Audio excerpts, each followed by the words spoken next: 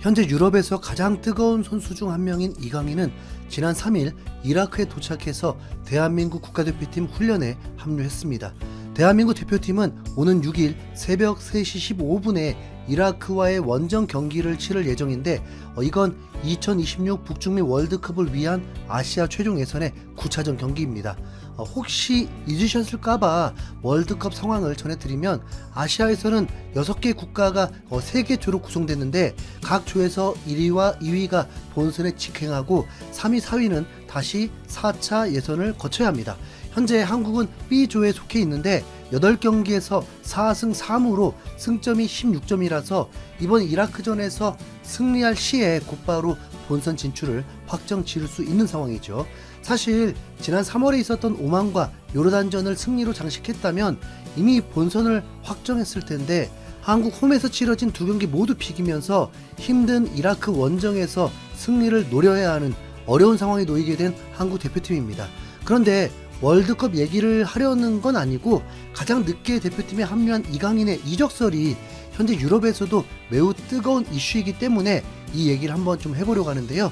이강인이 소속된 파리 생제르맹은 이번에 챔피언스리그 결승에서 압도적인 경기력으로 인터밀란을 5대0으로 꺾고 우승을 했죠.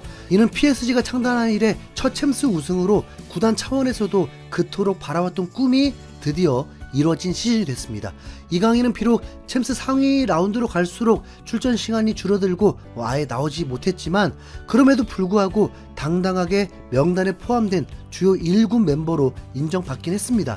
8강 이후에는 한 번도 못 나온 사실이 솔직히 한국 팬들 입장에서 매우 짜증이 났지만 박지성의 경우에는 맨유가 챔스 결승에 갔을 때 아예 명단에서 제외되는 일을 겪었었는데 그에 비하면 이강인은 명단에 확실히 있었죠.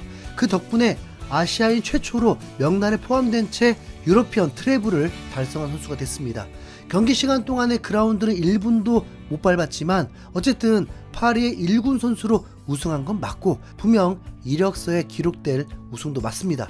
또 선수들 사이에서는 이쁨을 받는지 파리 선수단이 챔스 우승 세레머니를 할 때 이강인이 주장인 마르키노스의 바로 옆에 서서 수많은 스포트라이트를 같이 받기도 했고요. 적어도 사진만 보면 일단 우승의 주역인 듯 마르키노스 바로 옆에서 똑같은 메달을 걸고 환호하는 게 매우 기쁘다는 느낌이 드는데요. 이강인이 분명 잘하는 선수는 맞고 킥력도 최상급으로 뛰어난 것도 맞긴 한데 챔스 결승전을 보니까 지금 파리 주전들은 진짜 미친듯이 빠르게 압박하고 뛰면서 최강팀이라는 말을 들을만 하더라고요. 이강인이 절대 못하는 건 아니지만 분명 그렇게 빠른 템포로 압박을 하는 팀에서는 스피드가 발목을 잡을 수 있겠다는 생각입니다. 다시 한번 강조하자면 이강인은 파리에서 절대로 못했던 선수가 아닙니다.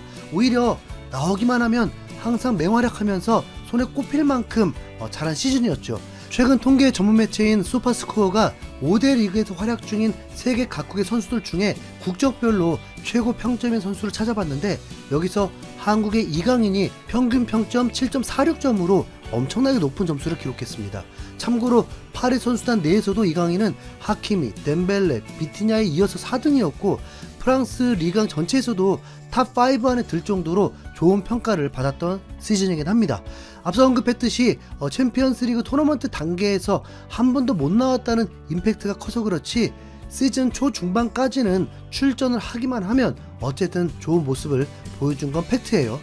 그렇기 때문에 올 시즌이 끝난 현재 이강인은 유럽에서 가장 핫한 매물 중에 하나로 각 나라에서 엄청난 러브콜을 받고 있는 거고요. 그 중에서도 가장 강력하게 이강인을 원하는 건 이탈리아 세리에의 나폴리입니다. 영국 프리미어리그와 스페인 프리메라리가도 이강인을 원하는 팀들이 다수 있었지만 가장 적극적인 행보를 보이는 건 나폴리로 나폴리 현지 매체인 칼치오 나폴리 24는 나폴리는 치명적인 선수를 찾고 있다. 조반니 만나 나폴리 단장이 직접 선정한 영입 리스트의 최상단에는 PSG 소속 유럽 챔피언 이강인이 있다. 나폴리는 일찌감치 움직였고 활발히 활동한 끝에 이강인 에이전트와 접촉했다. 남은 건 PSG와 적정 이적료를 정하는 것 뿐이다. 이강인의 기본 시장 가치는 4천만 유로로 평가받고 있다라면서 나폴리가 하나로 약 630억 원의 이적료를 들여서 이강인을 영입하려고 한다고 전했습니다. 또 다른 매체인 가제타 델로 스포르트는 만나 단장은 이강인의 재능에 깊은 인상을 받았다. 데 라우렌티스 회장이 정한 영입 조건에 부합한다고 판단을 내렸다. 나폴리는 이적 시장이 열리면 바로 협상이 가능하게 이적료로 3천만 유로를 설정한 상태다 라면서 나폴리가 이강인을 영입 최우선 순위로 놓고 현금까지 장전해 놨다고 밝혔죠. 이런 얘기가 한쪽에서만 나온다면 나폴리의 언론 플레이라고 볼 수도 있겠지만 PSG가 있는 프랑스 언론들에서도 이강인의 이적이 유력하다는 보도가 있는데요. 프랑스에서 가장 공신력 있는 매체인 레퀴프에서 이강인의 나폴리 이적설에 대해서 이탈리아 세레이 챔피언이 된 나폴리는 PSG 이강인 영입에 강한 관심을 드러냈다. 현재 PSG는 아직 어떠한 결정도 내리지 않았다. PSG 수뇌부는 이강인의 거취 문제를 반드시 논의하게 될 것이다. 이강인은 나폴리로부터 강력한 관심을 받고 있다. 이는 이탈리아 매체를 통해 알려졌고 우리도 이를 확인했다라면서 나폴리 구단이 이강인 영입을 원하는 건 프랑스와 이탈리아 두 나라에서 확인됐습니다. 알고 보면 나폴리가 이강인을 원했던 건 이번이 처음이 아닙니다. 나폴리의 이강인 영입 시도는 보면 세 번째로 2023년에 마요르카에 있었을 때부터 나폴리는 이강인을 원한다고 알려졌죠. 그때 나폴리는 김민재의 엄청난 활약으로 리그에서 33년 만에 우승을 맛본 이후에 김민재의 미네 이적설이 나올 시기였는데요.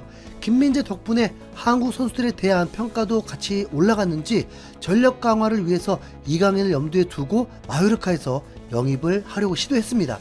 하지만 당시에는 파리 생제르맹이 적극적으로 이강인을 원했기에 영입전에서 패배했죠. 그리고 2024년 겨울에도 나폴리는 오시멘의 이적 사가가 터졌을 때 갑자기 이강인을 포함시키는 제안을 하기도 했습니다.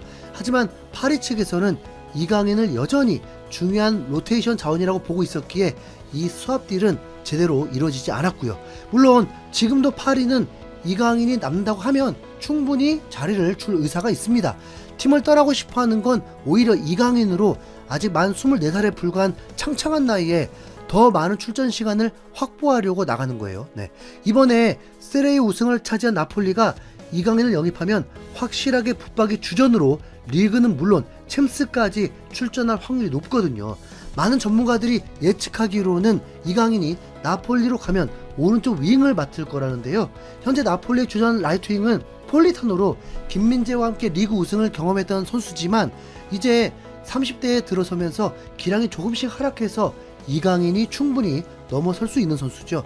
때문에 이강인이 나폴리로 이적을 하게 된다면 파리에서처럼 섭섭할 일은 없을 겁니다. 게다가 떠난다고 했던 콘테 감독도 다시 남아서 이적 자금 많이 투자한다고 하고 아직 확정은 아니지만 맨시티의 데브라이너가 나폴리에 올 확률도 매우 높다고 하니까 분명 이강인에게는 큰 기회가 맞거든요.